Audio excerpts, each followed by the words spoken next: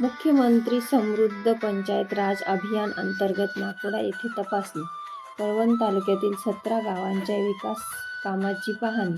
कळवण ग्रामीण विकासाला नवी दिशा देणाऱ्या राज्य शासनाच्या महत्त्वाकांक्षी मुख्यमंत्री समृद्ध पंचायत राज अभियान अंतर्गत कळवण तालुक्यातील 17 ग्रामपंचायतींची निवड करण्यात आली असून या ग्रामपंचायतीच्या विविध विकास कामाची पडताळणी जालना येथून आलेल्या विशेष तपासणी पथकाकडून पाहणी व मूल्यांकन सुरू आहे.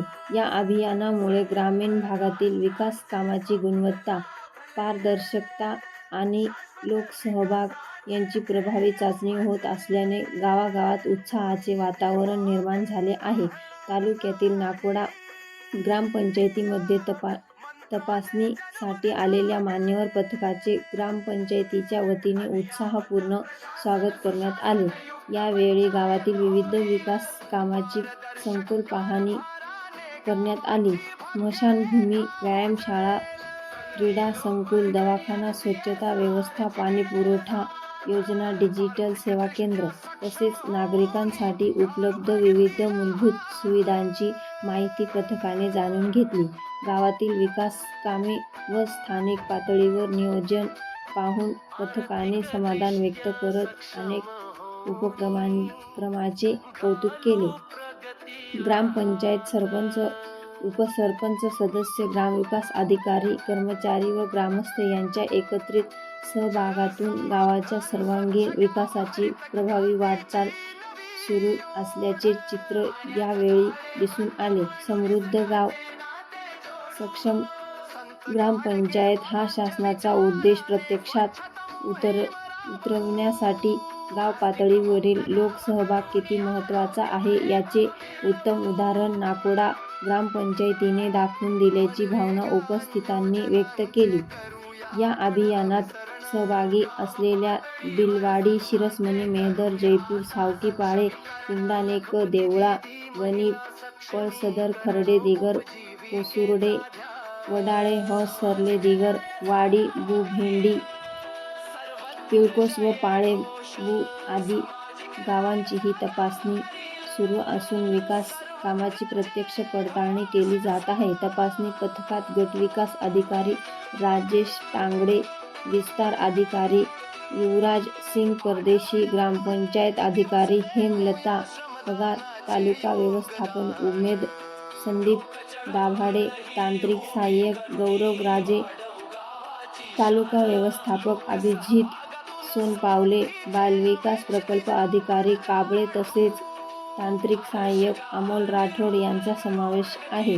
या संपूर्ण तपासणी प्रक्रियेसाठी कळवण पंचायत समिती यांच्या सहाय्यक गट विकास अधिकारी वंदना सोनवणे यांच्या विशेष मार्गदर्शनाखाली विस्तार अधिकारी YS सोनवणे, कृषी अधिकारी प्रणय हिरे, तालुका व्यवस्थापक पिंटू मानवर, रोजगार हमी विभागाचे अनिल सोनवणे, घरकुल विभागाचे प्रदीप देवरे यांच्यासह सर्व विभाग प्रमुख प्रयत्नशील आहेत. ग्रामीण भागाचा विकास केवळ कागदोपत्री न राहता प्रत्यक्ष गाव पातळीवर परिणामकारकपणे होत आहे का याची खातरजमा करण्यासाठी अशा तपासण्या अत्यंत महत्त्वाच्या ठरत आहेत. गावाचा सर्वांगीण विकास, स्वच्छता, पारदर्शक प्रशासन, डिजिटल सुविधा आणि लोकसहभाग यावर भर देणारे हे अभियान ग्रामीण महाराष्ट्रासाठी नवी विकास दृष्टी निर्माण करणारे ठरत असल्याची भावना नागरिकांतून व्यक्त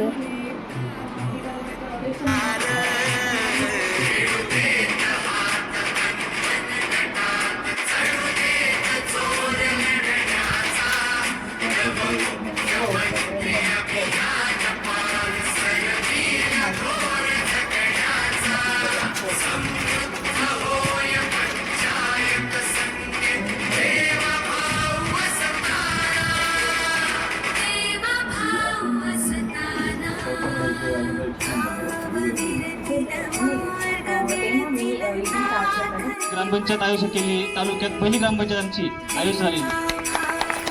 विद्युत मंदिराचे सुशोभीकरण, घनकचरा व्यवस्थापन, सार्वजनिक लोकवर्गणीमधून पाण्याचे टँकर असतील, ब्युटी पार्लर असेल, नाविन्य पुरवठ्यामध्ये जिम असतील, स्मशानमध्ये ते सुशोभीकरण गाडी लावले. नंतर आम्ही आमचं ग्रामदबक आहे सर, तिथे आम्ही छंद आपण कामं केलेले, देवबाग म्हणा, झाडे लावले, या गोष्टी काही केलेल्या आहेत. नंतर महिन्यातील प्रत्येक 8 दिवसांनी आमचे गावातील सर्व महिला एकत्र येऊन पूर्ण गाव साफ करतात, स्वच्छता करतात. ते एक झालं. लोक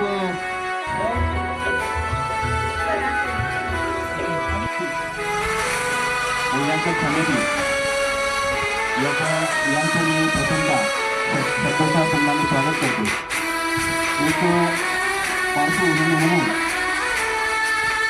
गेल्या 8 महिन्यापासून आपल्याकडे जरा महिला राज जास्त आहे. आमच्या व्हिडिओ मॅडम, तसेच आमचे सरपंच, उपसरपंच महिला आहेत, तसेच ग्रामपंचायत अधिकारी सुद्धा महिला आहेत. आणि नारी शक्तीने केलेलं काम तुम्हाला तुमच्या डोळ्यांनी मी पाहिलंच असेल की खूप उत्कृष्ट कामाचा असा नमुना आहे.